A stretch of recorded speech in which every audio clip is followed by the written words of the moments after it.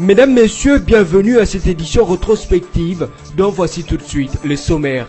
Déjà 2 ans depuis que Etienne Tshisekedi a tiré sa révérence le 1er février 2017 à Bruxelles. Vendredi 1er février 2019, une messe d'action de grâce a été dite en sa mémoire à la cathédrale Notre-Dame du Congo par Monseigneur Gérard Mulumba en présence du chef de l'État Félix Antoine Tshisekedi. Et puis, c'est le 28 janvier 2019 que la 3e législature s'est ouverte avec installation du bureau provisoire. Conformément à la loi fondamentale, le plus âgé des députés, Gabriel Kyungwa-Kumwanza, élu de la circonscription de Lubumbashi, a été installé comme président provisoire. Il sera assisté de 2 plus jeunes députés ayant chacun 26 et 25 ans. Enfin, le directeur général de Transco, Michel Kurumba, a été suspendu de ses fonctions. Il lui est reproché la mauvaise gestion de l'entreprise. Il a été remplacé par les DGA jusqu'à nouvel ordre. Première prise d'armes du président de la République Félix Tshisekedi à l'état-major des FARDC. Le nouveau commandant suprême des forces armées de la République démocratique du Congo, Félix Tshisekedi, a participé ce matin à sa première cérémonie de prise d'armes au siège de l'état-major général de l'armée congolaise à Kinshasa. Félix Tshisekedi vient de recevoir les honneurs des différents corps de l'armée congolaise. Après cette cérémonie, le président de la République, Félix Tshisekedi, a pris part à une réunion où il a été question de passer en revue la situation sécuritaire du pays. Le chef de l'État s'est ensuite rendu à la cathédrale Notre-Dame du Congo où une messe d'action de grâce a été dite en mémoire de son père, Etienne Tshisekedi wa Mulumba, décédé il y a 2 ans à Bruxelles, en Belgique.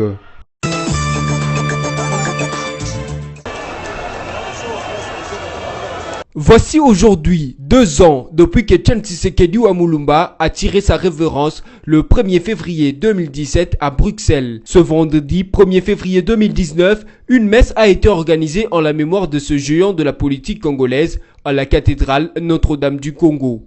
Célébré par Monseigneur Gérard Mulumba, frère cadet du défunt, plusieurs personnalités ont pris part à ce culte, dont le président de la République Félix Antoine Tshisekedi, fils biologique de l'opposant historique. Dans son homélie, l'officiant du jour a invité le nouveau président de la République à baser sa gouvernance du pays sur l'amour. Cet amour qui, selon lui, se traduit notamment par plusieurs fois que Dieu a épargné les pays du chaos. Pour Jean-Marc Kabound, l'actuel président de l'UDPS, Etienne Tshisekedi est une icône de la politique congolaise et il est important d'avoir une pensée pieuse pour lui. Etienne Tshisekedi, c'est une icône de notre politique, de notre classe politique, et que s'il y a à dire, c'est d'avoir une pensée pieuse à sa personne et de demander au très haut de lui réserver une place de choix pour tout ce qu'il a fait dans notre pays. Quant aux autres partisans de l'UDPS, Etienne Tshisekedi a fait sa part et son fils Félix Tshisekedi a pris le relais pour parachever l'œuvre de son père. Il a achevé son œuvre et comme M. l'abbé l'a dit, cette œuvre est relayée par son fils, le président actuel. Rappelons que la messe de ce jour a connu la participation de plusieurs autorités politiques ainsi que militaires. Il s'est de rappeler également qu'au nom de la famille Tshisekedi, Monseigneur Gérard Mulumba, frère cadet d'Etienne Tshisekedi, a remercié toutes les personnes venues honorer la mémoire de son frère. C'est là où ça fait mal. Parce que le vieux devait être là, vivre ce petit moment avec nous ensemble et nous donner un peu un coup de pouce par rapport à son aura, par rapport à son charisme et consort. Mais heureusement, il nous a laissé notre José qui est Félix Tshisekedi. Nous pensons qu'avec lui, nous allons réaliser ce que lui a toujours souhaité, l'instauration de l'État. Nouveau bureau provisoire de l'Assemblée nationale ce lundi 28 janvier 2019 au Palais du Peuple. Cette session extraordinaire, présidée par le secrétaire général de la Chambre basse du Parlement, Jean Gouvolo Koji, a connu la participation des 430 nouveaux députés nationaux élus lors des élections du 30 décembre 2018 et qui ont siégé pour la première fois ce lundi à l'hémicycle du Palais du Peuple. Conformément à l'article 114 de la loi fondamentale, a été installé président du bureau provisoire le plus âgé des députés, à savoir Antoine Gabriel Kingouakoumwanza, 80 ans. L'élu de G7 dans la ville de Lubumbashi, dans la province du Haut-Katanga, sera assisté par le plus jeune des élus, à savoir Jackson Aousé Afingoto, 26 ans, élu d'Ioromo dans la province de l'Ituri, mais aussi de Aminata Namasia Bazego, 25 ans, élu de la circonscription de Bambessa dans la province de Baouélé. Le bureau provisoire aura 3 principales missions, à l'occurrence la validation des mandats des députés nationaux nouvellement élus, la rédaction des règlements intérieurs de cette chambre, ainsi que l'organisation de l'élection du bureau définitif, a rappelé son président Gabriel Kingouakoumwanza. Deyonkusu, élu de la circonscription de Matadi dans le Congo central, a promis à ses électeurs de ne jamais les décevoir et a demandé le concours de ses collègues députés provinciaux pour être élu gouverneur du Congo central. Je suis très ému, ce qui est tout à fait normal, d'être là pour la première fois, même si j'ai une modeste expérience de député provincial élu en 2006. Mais ici c'est gigantesque, vous savez, c'est national. Mais comme je l'ai dit à vos collègues, une note particulière, 53 ans après mon père, moi aussi je suis élu député national parce que mon père fut élu en 1965 avec le président Kassabou sur la liste de la Baco. Une autre personnelle aussi, j'ai quitté mes fonctions de vice-gouverneur AI plutôt le 28 janvier 2013. Et aujourd'hui, nous sommes le 28 janvier 2019. Voilà, 6 ans après, jour pour jour, je reviens dans les affaires de l'État, par la grande porte. Vous allez le remarquer, le palais du peuple a de grandes portes, donc je suis passé par là. Pour l'installation du bureau définitif, le bureau provisoire va lancer un appel à candidature pour 7 postes. Puis suivra l'organisation de l'élection du bureau définitif. Après le vote, ce sera l'installation du bureau définitif qui va ouvrir la session de mars 2019, prévue le 15 du même mois. L'Assemblée provinciale de Kinshasa a tenu ce jeudi 31 janvier 2019 sa deuxième séance plénière de la session extraordinaire de janvier 2019. Animée par le président du bureau provisoire, les députés Sapou Kalimassi, assistés des 2 plus jeunes de l'Assemblée, Ndembalemba Léon Junior et Thérèse Massango, la plénière de ce jeudi a eu 4 points à l'ordre du jour, à savoir adoption de l'ordre du jour, audition et approbation du procès-verbal numéro 01/APK/SE/Jan/2019 de la séance d'ouverture de la session extraordinaire de janvier 2019, présentation et adoption du projet de calendrier de la session extraordinaire de janvier 2019, ainsi que la présentation et l'adoption du projet de résolution portant création de la commission spéciale chargée de la vérification de pouvoirs de membres de l'Assemblée provinciale de Kinshasa. Après quelques amendements apportés par certains députés dont Godempoy et Magloire Kabemba, l'ordre du jour a été adopté. Pour les députés Jean-Marie Lukulassi, beaucoup de choses doivent être améliorées pour le bon fonctionnement de l'Assemblée. Il faut travailler avec certitude et puis il y a eu des amendements qui doivent adopter en Ningezalaka. C'est bon. Donc on va améliorer d'autres choses les années parce que c'est tout un début. Mais avec le temps, on va essayer d'améliorer beaucoup de choses. Que moi, personnellement, que j'ai trouvé anormal. Mais avec le temps, on va essayer de changer beaucoup de choses. Rappelons que la séance de ce jeudi a adopté la constitution d'une commission qui sera chargée d'étudier le moyen de validation de mandat de chaque député. Elle va travailler du 31 janvier au 5 février 2019 avant de présenter son rapport pour adoption à l'Assemblée plénière en date du 7 février 2019. Le partage du pouvoir fait déjà grincer des dents au sein de la coalition Front commun pour le Congo. Dans une correspondance datée du 28 janvier 2019, adressée au coordonnateur du FCC, Modeste Bahati Lukwebo du regroupement politique AFDC Alliés reconnaît que ce front connaît un malaise. Un malaise à la suite de l'égoïsme et du non-respect du principe élémentaire du poids proportionnel national de chaque regroupement, mais aussi du calcul individuel de décideurs, a dit Modeste Bahati. Selon le ministre d'État en charge du plan, le poids politique d'un parti s'apprécie d'abord au niveau national et ensuite au niveau provincial et local. C'est dans ce cadre que l'autorité morale du parti politique Alliance de forces démocratiques du Congo AFDC propose son schéma qui qualifie de simple en vue d'apaiser les responsables de regroupement du FCC. S'agissant particulièrement des candidats gouverneurs, la règle proportionnelle donne 2 provinces au cash et 24 provinces pour 495 députés provinciaux au FCC. Ces 24 provinces sont à repartir selon le poids politique national, soit 8 provinces pour le PPRD et sa mosaïque et 16 provinces pour les alliés. Ainsi, pour chaque tranche de 20 élus provinciaux, le regroupement présente un candidat gouverneur en tenant compte de l'ancrage. De même pour les vice-gouverneurs et les présidents des assemblées provinciales. Modeste Bahati propose que le bureau de l'Assemblée nationale soit constitué de 7 premiers regroupements dont le PPRD, l'AFDC allié, AAB, UDP Tshisekedi, PPPD, AA-A et AABC.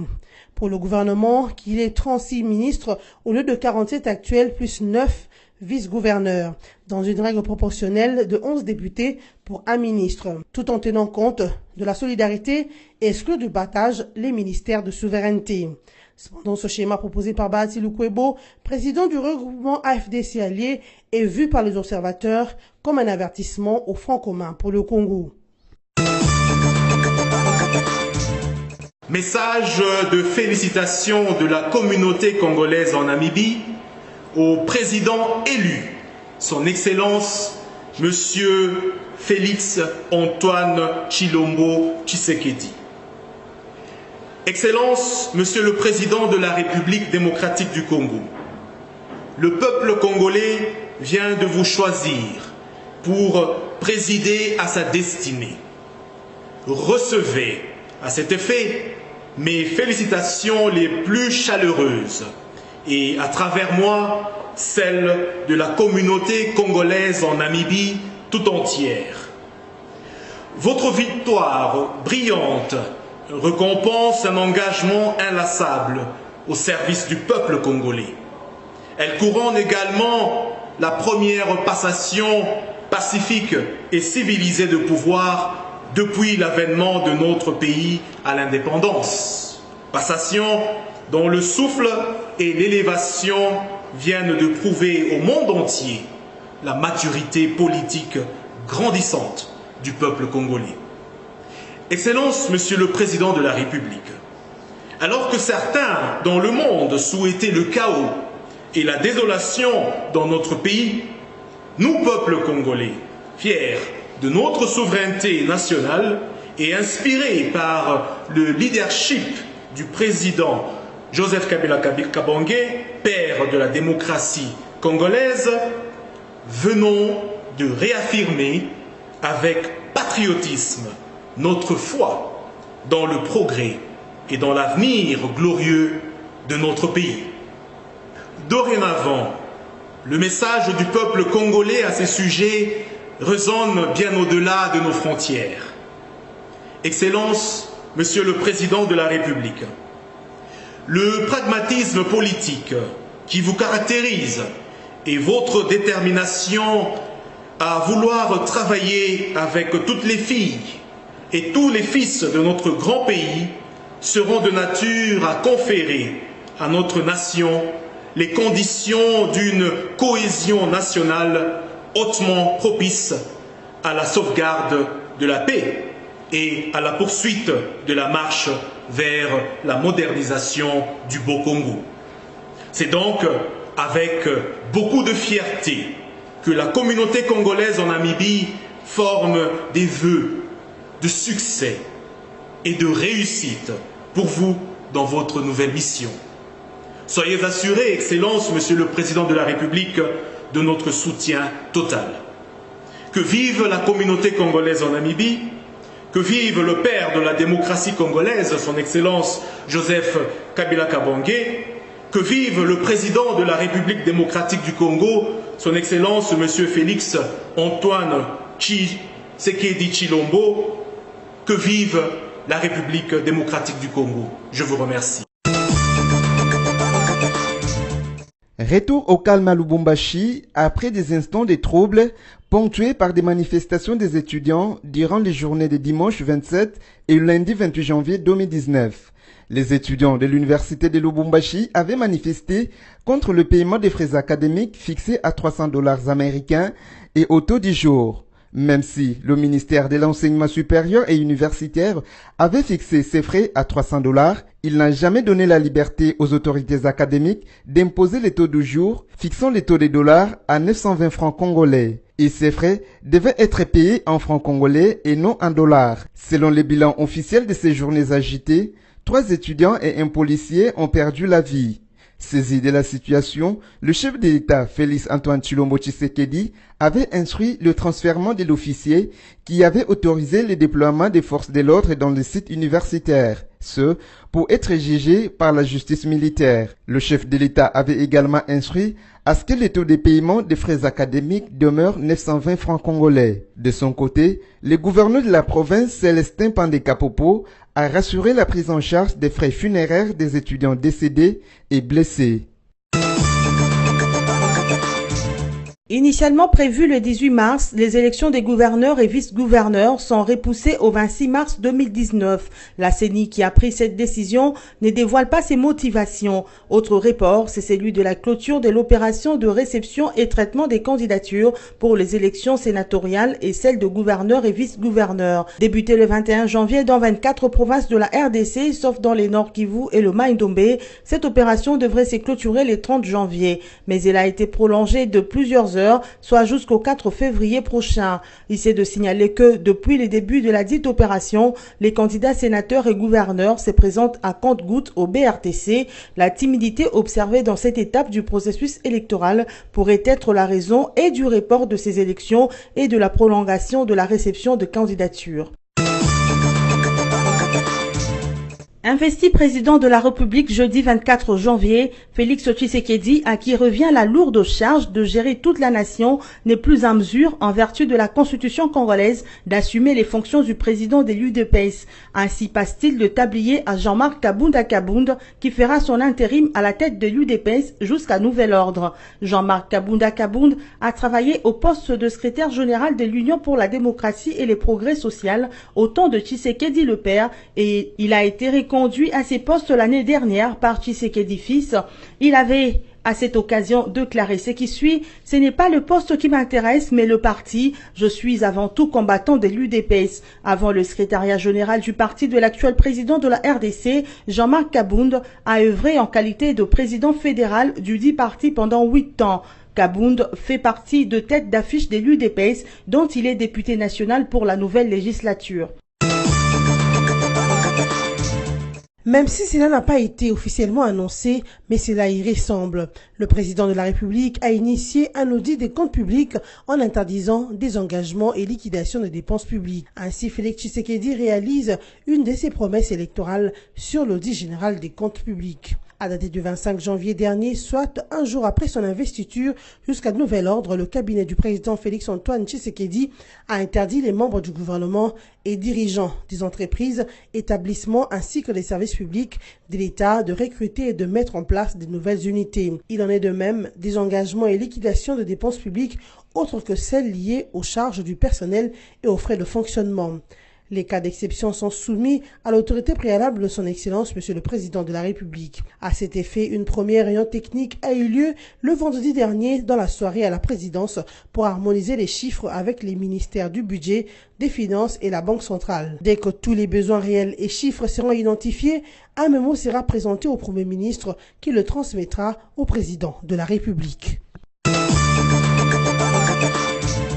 La Société nationale d'électricité a dépêché ce mardi 29 janvier ses experts à Lubumbashi dans les Hauts-Katanga en vue de donner un coup de pouce à l'équipe locale dans le réaménagement du poste électrique Inulu qui alimente la prison de Kassapa, le quartier Gambela, la station relais de la Régie des eaux et l'université de Lubumbashi, laissée dans le noir il y a quelque temps. Le manque d'électricité sur cette ligne est à la base du non-fonctionnement de la station de la Régie des eaux de ces coins, d'où la pénurie d'eau, un autre souci qui a touché l'Unilou et a réussi à mettre les étudiants dans les rues en début de semaine, revendiquant entre autres leurs droits des consommateurs d'électricité et des leurs bleus. La présence de ces experts de la SNEL sur ces sites est un signe d'espoir pour ces louchois. Le commissariat général de la police tient à apporter une lumière sur les accrochages des Lunulou.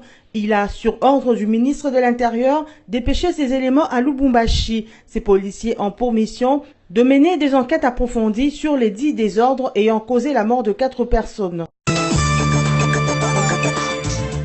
À la suite de certaines publications distillées dans les réseaux sociaux en rapport avec une liste de débiteurs du Fonds de promotion de l'industrie toujours émise de manière cyclique et insidieuse au goût du jour et dans le contexte actuel de changement politique, le Fonds pour la promotion de l'industrie apporte les précisions suivantes. La totalité des dossiers relevés sur la fameuse liste remonte au financement d'avant 2015. Un certain nombre de ce dossier a déjà été apuré et liquidé, serait-il par ignorance ou par simple intention de nuire que ces officiers publient des informations erronées et désobligeantes, particulièrement en ce qui concerne certaines autorités politiques du pays. Cette campagne de désinformation ne reflète en rien la vérité au sujet des relations qui uniraient les personnes qui y sont citées. À titre d'exemple, il conviendrait de noter que Madame Christine Bahati, promotrice du projet Bahati Trading, n'a aucun lien de famille avec son Excellence Monsieur le ministre d'État Bahati Lukwebo. L'honorable Évariste Bouchab ne figure nulle part dans le portefeuille prêt des bénéficiaires de crédit, de même que Monsieur Norbert Bassengezi Katitima. Le projet de minoterie de son Excellence Monsieur Ngoïmou Kena avait été financé par le fonds avant la désignation de ce dernier au gouvernement. Ce projet fait l'objet de remboursement. Le dossier opposant le FPI au groupe Finance Presse appartenant à Monsieur Kinke Moulumba est pendant devant les instances judiciaires. Le FPI rappelle à l'opinion que cette liste avait déjà fait son apparition sur Internet au lendemain de l'adoption par l'Assemblée nationale du rapport de la commission d'enquête parlementaire sur la gestion du FPI avant 2015. Depuis plus de 2 ans, le FPI déploie une intense activité pour le recouvrement des fonds publics prêtés dans le cadre de ses activités par toute voie de droit et ses efforts sont aujourd'hui en train de porter leurs fruits.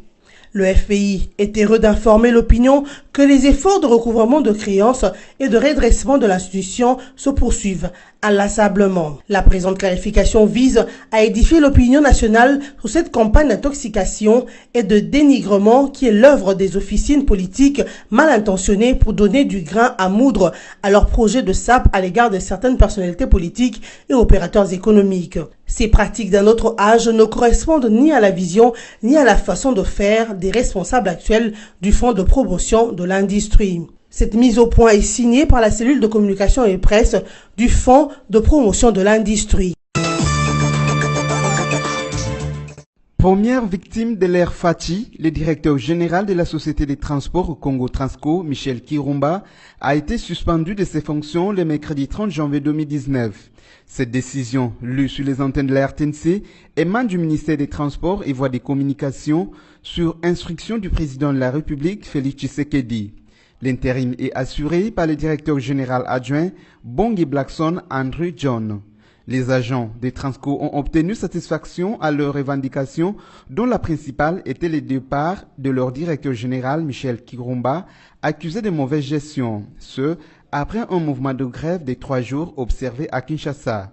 Ce qui a poussé les agents des Transco à suspendre leur mouvement de grève et reprendre le travail ce jeudi. Le président de la République, Félix Tshisekedi, avait instruit mardi 29 janvier la chaîne des dépenses publiques pour que les arriérés ainsi que tous les avantages réclamés par les agents des Transco soient libérés en procédure d'urgence. En clair, reconnaît l'intersyndicale, le président de la République a trouvé la solution aux revendications relatives, notamment à la prime de 50 000 francs congolais des agents et les 13e mois qui n'étaient pas payés, mais aussi et surtout la suspension du DG Michel Kirumba, accusé de mauvaise gérance de l'entreprise. Pour rappel, le bus Transco n'a pas circulé sur les artères de la capitale depuis lundi 28 janvier dernier, ce qui a rendu le transport difficile dans les différents coins de la capitale, donnant ainsi l'occasion aux conducteurs de taxis et taxibus d'augmenter unilatéralement le prix de la course ou alors recourant à la pratique de demi-terrain.